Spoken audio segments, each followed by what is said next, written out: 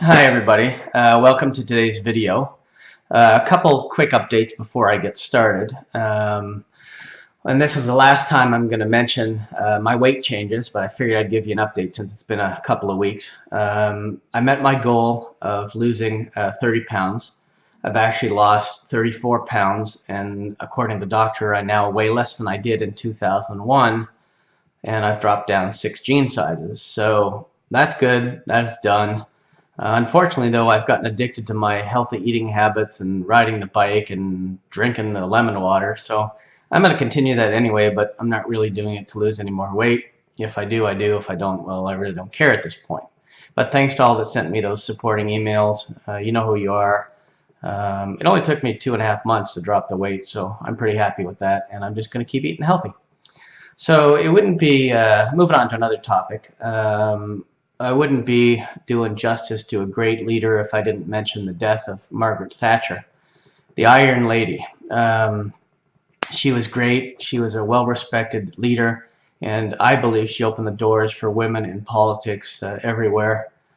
She will be missed, and I'm sorry that she passed on. I'll be watching her funeral, and I feel bad for especially all my friends and fans that watch these videos from the UK. Anyway, so now we're going to get on to another topic. I've got some props today, so it's going to be a little bit like Carrot Top, and then we're going to get to today's topic, which I'm really excited about, and I think you're really going to enjoy because it's going to be a really good informational topic for everybody. But let's talk about some differences between Canada and the US. And by the way, if I grab for Kleenex at some point in this, I've got a bit of a cold, so please excuse me.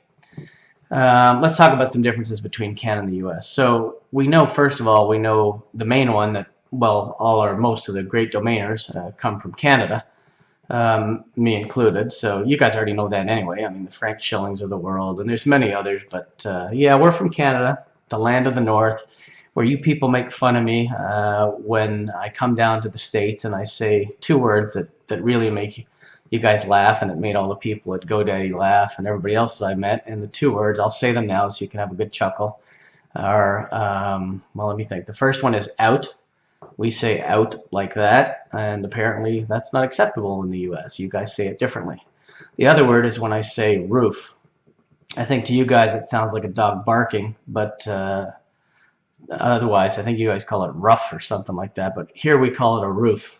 And anyway, those are 2 of the words that I normally get teased at, but there's some other changes that are different than Canada. For some reason, and I'll go to the first prop, you guys don't have, your government doesn't allow you to have extra strength Advil. I'm not really sure why, because it's double the dose, and every time I go to the States, people say, can you bring me some? And I don't know why your government doesn't allow it, because they should realize that all you have to do is take 2 of the one that they have for you, and it would be the same dose. But here we're allowed extra strength Tylenol, and that's that. The other thing that you guys don't have is you guys have that Otrivin or something like that for your nasal spray, but we actually have something called Dristan, and it's a lot better, and it works for 12 hours and really works, not like some of the stuff I've had colds and when I was in Houston or Scottsdale and I needed something and you guys didn't have this, and since I found out you didn't have it, I bring it with me all the time. So that's important. Something not so important but interesting is we have discontinued the use of the penny. We don't have it anymore. Our government decided that 1.64 cents to make one of these was kind of stupid. So they decided to stop making them. I think you guys will eventually figure out that 1.64 cents US to make a penny doesn't make sense. Plus the fact that these days I don't think you can buy anything for a penny anymore. I'm pretty sure you can't. I think a gumball is even quartered these days. So I really don't see any need for it anymore, so we've gotten rid of those. And some really cool stuff that we did, and this is the last one, and then we'll go on. We have these new things. They're called polymer bills. So in Canada, we changed over our currency to this because for a couple reasons. One, there's I don't know how many, 30 or 40 different security measures, and they're tough to counterfeit, which I guess is good, and there's all kinds of different things. But even more interesting is you can't rip these things. They're called polymer bills, and no matter how much you try, you can't rip them. So that's pretty interesting, and you guys are probably going to switch to these soon too. So some stuff we're really ahead of you guys, which is odd, but anyway, I thought I'd show you that because probably a lot of you have never even seen a Canadian $20 bill, but the new ones you can't rip. We have them, the 50s are done, the 100s are done like this, and shortly we're doing the 10s and 5s. So that ends my Carrot Top version. A couple of quick stories for you. Actually, just one I'll give you. My youngest daughter recently asked me, she's 11, and all the kids have gone through this stage where they ask, how many times do you and mommy have sex? And I'm used to this because the 3 others ahead of her, her siblings, have already asked this question years ago. So I'm used to my standard answer by now. And my answer is, well, too much for her and not enough for me. And that usually just gets them to shut up. Anyway, now we're going to turn to a fun and exciting and interesting topic.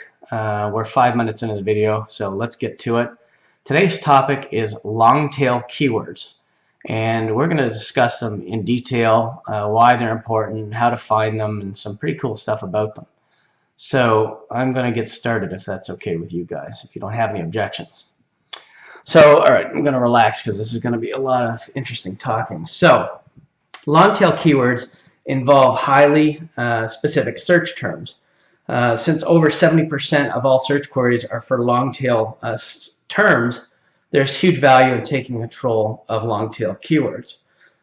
Google made 80% of their AdWords revenue off of long-tail keywords.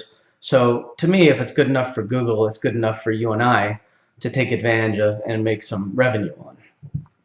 So there's really 2 types of keywords. They're called seed keywords, like insurance, loans, dogs, dog food, jewelry cleaner, and so on. And then there's long-tail keywords like foods to lower cholesterol, lose weight in 10 days, side effects of marijuana, banana bread recipes, and for Ron Jackson, car insurance in Tampa. He lives in Tampa, and well, I think the world of him. Anyway, so that's long-tail keywords. 2 different types. There's seed keywords and long-tail. It's much easier to rank for long-tail keywords, and you'll get more valuable traffic from them as people find exactly what they're looking for when they search, and your chances of making a sale or more revenue on AdSense are increased greatly simply because people find what they want, which makes sense. If I'm looking for, I don't know, an exercise bike and or a type of running shoes and I want them for walking, I may type in walking running shoes or running shoes for walking, and I won't get all the ones that will hurt your feet when you walk on pavement. So it makes sense that people do that. So conversion rates for long-tail keywords are 2.5 times higher than they are for seed keywords. Also, when building website pages optimized for long-tail keywords, you go up 11 positions on average compared to just 5 positions for seed keywords. So CTR, click-through rates, also increase as the keywords become more specific and people find what they're looking for, which only makes sense. So the CTR on a 3-word keyword is 53%. On a 4-word keyword, it's 59%. And on a 5-word long-tail keyword, it's 68%. So let's go back to seed keywords. Seed keywords are usually 1 to 2 words, and long-tail keywords are usually greater than 2 keywords. They could be 3, 4, 5, 6, whatever you want. And we'll go into more detail on that shortly. So the more specific the chances, the more specific the long-tail keyword, the more chances someone will click on it and go to your page through the search engines, and the better your pages will rank, which is what we're all hoping to do. When building a website, whether it's through WordPress or through HTML or anything else, use long-tail keywords to name your sub-pages and your alt images also on those pages, and use the long-tail keyword in the content. So if you're building a page let's go back to one of those other things that we had. If you're building a page on foods to lower cholesterol, and you've got other foods and other long-tail keywords you can use, I'm going to just pick one. What's a good one that lowers cholesterol? Nuts. So if you've got some sort of nuts and you want to go nuts that lower cholesterol, and that's one of your pages, make sure you name the page that. Put an image on the page and make sure that you name the image with an alt tag that says nuts that lower cholesterol.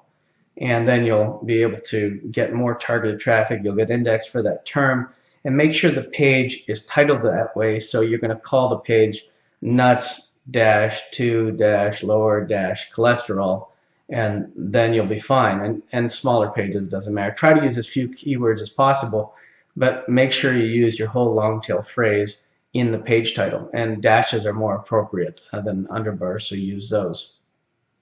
I was also recently asked on domain names if you should use the, this is a side note by the way, if the com is taken, should you use the com with dashes, or should you use the net and org first? And what I typically do is go for the net and .org first, and then if you have no other choice, you can use the .com with the dashes. Okay, so by now we all know that content is king, and quality content is even better. So my advice to you is publish one article or blog post for each underperforming keyword or long tail keyword, and make sure the article is at least 500 words in length. Set a publishing schedule for yourself and stick to it. Quality always trumps quantity. So it's better to add 2 high quality articles a month that are well optimized posts or pages than to add 10 low quality rewritten articles or posts. I'm not a believer in respun articles. These are viewed as crap by the search engine, and eventually your site will be penalized for using them. So don't use respun articles, despite what you may read elsewhere. They're not good. Search engine loves sites that target a diverse set of keywords. So luckily there are tons of long tail keywords to choose from. So how do you find these long tail gems? I'll give you a few ways that I use that are effective, and you can go ahead and use those yourself as well. Remember that the best long tail keywords come from what users are looking for when they search your blog. So use Google Analytics, and it'll tell you what people search, what keywords people search for that got them to your page. It'll tell you exactly the phrase they search for, and those are the best long tail keywords because you know you're already indexed for them, and that's what people are looking for, and that's how they landed on your site from the search engines. The second thing you can do is go to Google and insert your seed keyword and leave a space, and then go through the alphabet, adding just the first letter into Google, and instant search will suggest up to 4 long tail keywords for each seed one. So for example, if I type in dog food and the letter A, it'll pull up dog food advisor, dog food analysis, dog food allergies, dog food aggression. Probably in there dog food allergies and dog food aggression are interesting. If I type in gout diet with the letter F, I get all 4 are really good. I get gout diet foods to eat, gout diet foods list, gout diet foods, and gout diet foods to avoid. They're all great long tail keywords. So that's the second way. The third way is to use the Google keyword tool. And what you're going to look for there is you're going to look for anything that has a global monthly search of over 200 or 220,000. I'm sorry, you're going to look for anything with a global search of under 220,000 or 200,000. Anything over 220,000 is usually hard to rank for on page 1, but use all those keywords over 220,000 and keep entering them into the Google keyword tool, and you'll be able to keep generating lists of keywords based on those keywords that are higher, which I would consider more of seed keywords. So again, you're looking for long tail, you're looking for keywords that are under 200 or 220,000 global monthly searches, and you want the ones that are over that as well as seed keywords, so you can put those back into the tool and also get more long tail keywords by changing up your seed keywords. And then the tool also gives suggestions of other related keywords. You can aim for those in your blog posts or websites. And on the left of the Google keyword tool, you'll see the exact match box. You can click that. And obviously the advantage is you'll know how many people are looking for a specific term. And you can do that as well. Number 4, you can go to freekeywords.wordtracker.com. It's another source for you to find long tail keywords, and you can go ahead and use it. It's free. I think you can sign up as well, and it gives you 10 keywords while you're not signed up, and I think it gives you 100 or a couple hundred if you have signed up. Use those as well. If you want to automate the process, you can use a software tool called Longtail Pro. It's a piece of software that will compile a healthy list of long tail keywords for you. They have a one-time charge of $97, and it gives you 800 keywords per seed keyword. I'll post the banner up here so you can click the banner if you want to get Longtail Pro. It'll have the link in it. And I'll also post the link under the video. Now that you've got your 5 different ways to get your keywords, you need to know how to filter them. That's the most important part, because you don't want to be paying for keywords that really have no value to you, or you're going to be wasting a lot of money on because they're too expensive. So take all your keywords that you've gotten from the 5 ways that we've mentioned above, add them to one Excel spreadsheet, and remove all the duplicates. Then you should have obviously a smaller list. Then remove any trademarks. Those will not be recognized or approved by AdWords, but are okay for site building. So in other words, if you have a site called something like great SUVs, top 10 SUVs.com or top 10 SUVs on the road, you can't have the domain in your domain name, but then you can have page titles that says something like Lexus SUVs, Lexus-SUVs reviewed, Chrysler-SUVs reviewed, and so on. So you can use them in your page titles, you just can't use them in your domain name. So we've covered that. Make sure you look closely at the list and remove keywords that don't make sense, because there's surely going to be some in there that don't relate to your product, that somehow got pulled in through the search, but they don't relate. Also, remove any that are too generic, as they'll cost a lot and be a waste of money. They'll not be targeted enough, and those, my friends, are my Longtail Keywords information. Now, you want the whole big list if you're using this to advertise for SEM on AdWords or on Bing or Yahoo or some other search engine. But for your website, if you're building a website, you only need the top 50 or the top 100, so you have enough to create pages that will help your site get found, and you can add new long-tail keyword pages every month for a little while if you've got the top 100 or 50 or 200. Lastly, if you don't want to do any of this work yourself, for $3.99 we can do all the work for you and design a unique content site through nichewebsites.com. If you want, you can go directly to the site and place an order, and we assign a project manager to it, and they work with you till the site is exactly how you want it. If you come back to us in 3 to 4 months and need some changes, we don't charge you for changes, because we build relationships with our clients, and we like to help them build businesses. You can also email Chuck at nichewebsites.com, and he'll be more than happy to help you as well, or you can email me at adam@dcg.com, and I'll be more than happy to help you. One last note before I end this video, which I hope you found useful. I'm proud to say that for what is called the Adam Dicker Show at Traffic, it will be facilitated by my good friend Michael Seiger from Domain Sherpa. I know Michael will try to trip me up as he always does during our interviews. I expect it to be a great hour and a half, and I hope to see some of you in Vegas, and I hope to meet some of you as well. Have a great day, and the next video that I do is going to be based on Google Analytics, and it's going to teach you how to get the most out of Google Analytics, much more than you're getting out of it now, including how to track your sales and the cost of customer acquisitions per sale. Anyway, have a great day, and I hope you got some value out of this video. Take care. Bye-bye.